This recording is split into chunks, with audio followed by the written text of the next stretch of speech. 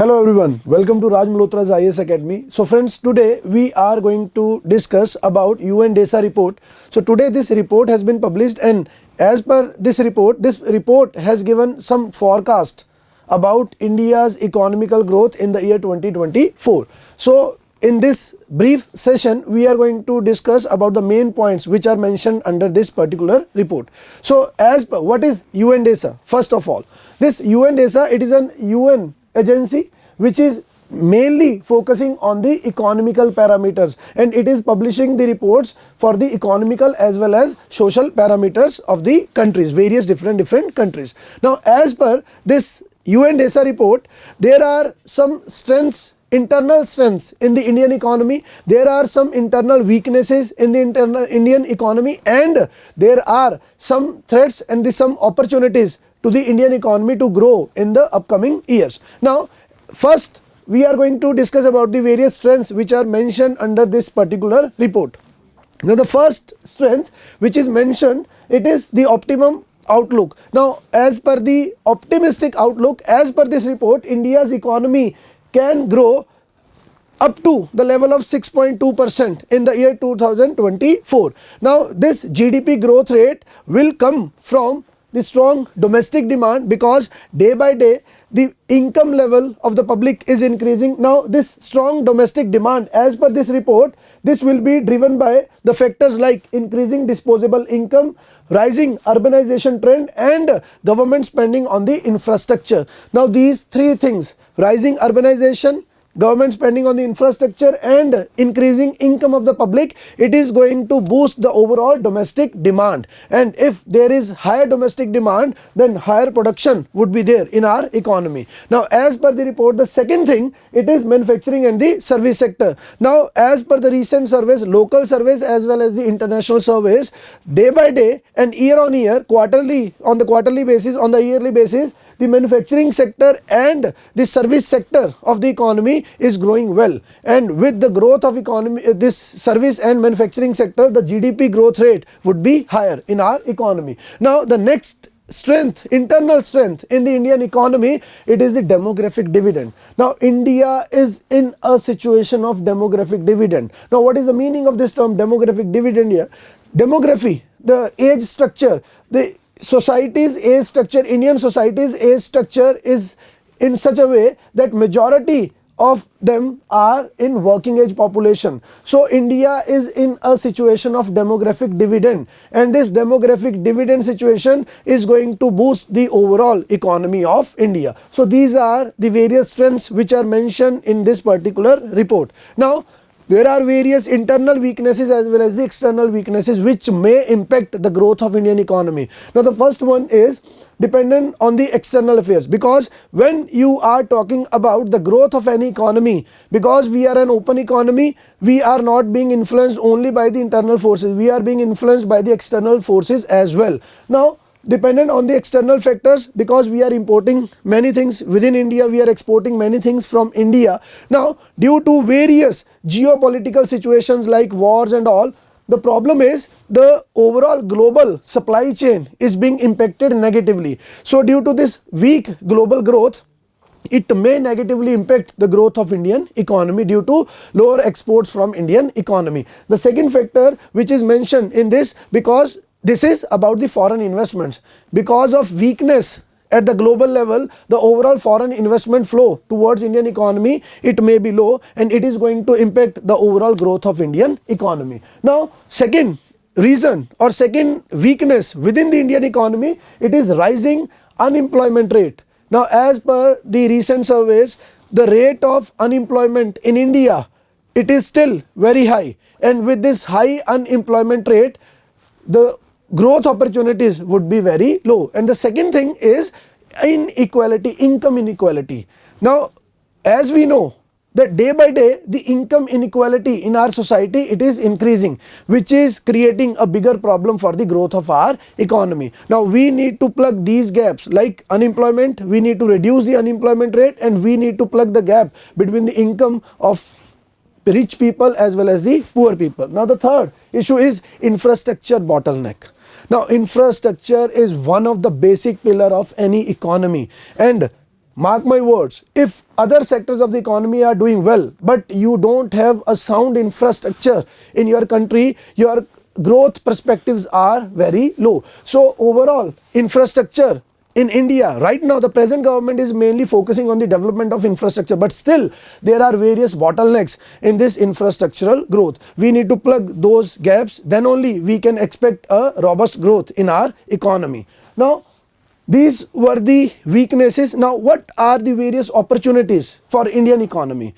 How and what steps which have been taken by the government or which are being taken, which government is taking right now, these can help us to grow our economy. The first one is digital transformation. We are talking about digital India.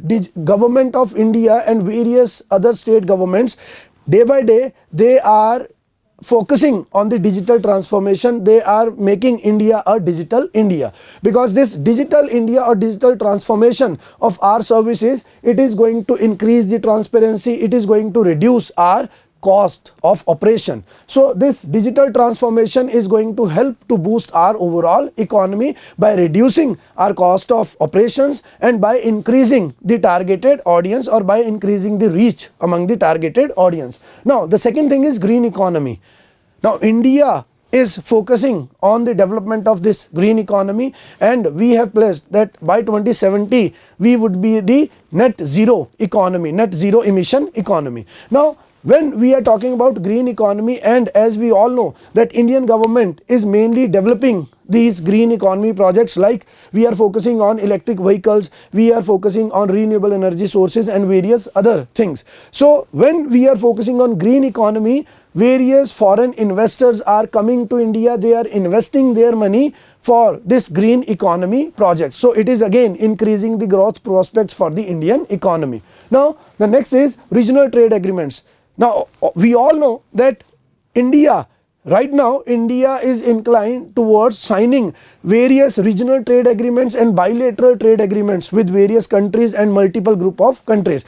So these type of regional trade agreements are going to boost our overall export perspectives or our overall export income, which is going to increase our overall GDP. Now skilling and education. Now as we all know, day by day the technology is changing, so Indian government is focusing on reskilling as well as upskilling of the population, because we are in the demographic dividend situation. So by providing new skills, we can create new job opportunities. So all these are the opportunities which are there for India to grow its overall economy. Now there are few threats. As I said, threats as per this report. Okay, threats of UN DESA. This title is wrong, sorry friends, because the threats towards the Indian economy as per this UN DESA report.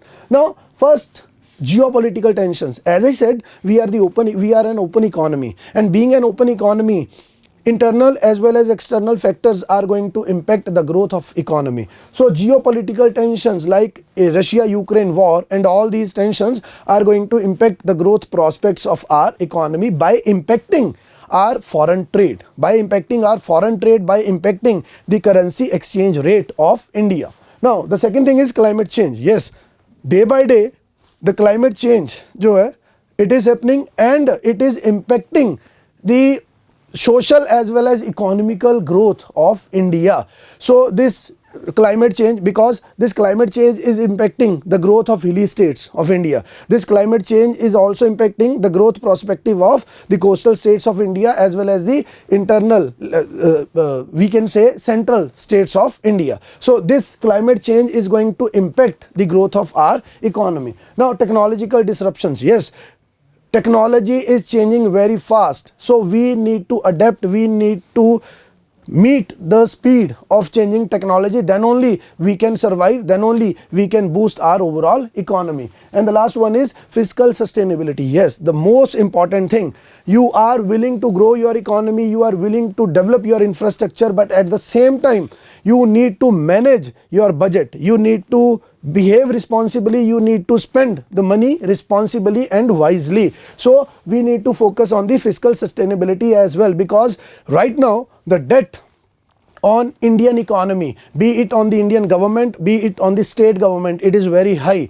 and if this debt is increasing, then we may face the situation like what Sri Lanka is facing right now. So we need to focus on these areas as well if we want to grow our economy. So these are the major points which are mentioned in this particular report. Now, what important points are there for UPSC? Because for a UPSC aspirant, in this report there is a fodder material for the pre-exam, there is a fodder material for the mains exam, there is a fodder material for your personality development. Okay? So you need to focus on the key aspects like what is GDP, what is the fiscal deficit, and all. So these things are going to help you to prepare your pre and for the mains exam, like where India is lacking and how we can improve that the situation of infrastructure, the situation of digitalization of our economy. So these are good for the mains perspective and for your interview perspective. Yes, how you can enhance or how you can expect to boost the economy of India. So these type of fodder points you need to be aware of to tackle the situations, the various levels in the UPSC exam. Clear? So these are all the four main points which are mentioned in this particular report. Now, along with this report, there are various other reports which are important from UPSC perspective. So I am not going to discuss all these reports over here, but we have just mentioned these reports because being a civil service aspirant, you need to be aware about the reports, the publisher of these reports, and the main area or main focus of all these reports. So these are various reports. World Economic Situation and Prospect report is there, World Social report is there, the Millennium Development Goals MDG report is there, then flagship reports are there. Again, World Population Prospect Report is there, Global Aging Report is there, then World Urbanization Prospect Report is there, World Investment Report is there. So all these reports and all these indices like Human Development Index, Gender Development Index, Multi-Dimensional Poverty Index, World Happiness Report, or various indexes, these are important for a UPSC aspirant because when you are going to answer your pre-exam, direct questions can be there from these reports, and when you are going to write your mains exams, you need to give a reference to these type of reports. So this is all about today's brief session and hope that it will help you for your UPSC exam. Thank you.